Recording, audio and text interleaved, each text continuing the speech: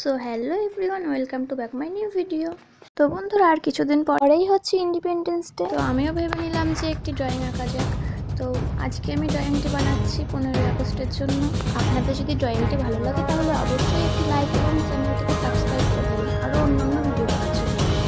তো আমি এই মুহূর্তে আঁকা শুরু করে দিয়েছি এবং রঙও করা শুরু হয়ে গেছে। চলুন ফাইনাল রেজাল্ট দেখা যাক।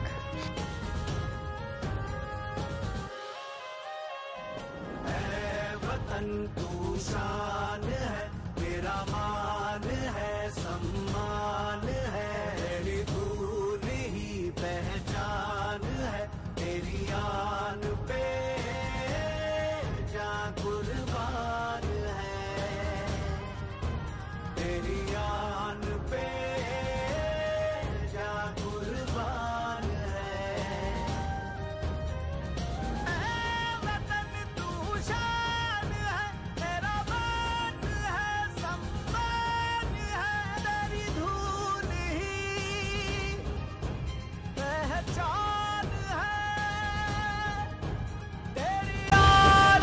তো বন্ধুরা, ড্রয়িংটি আমাদের কমপ্লিট।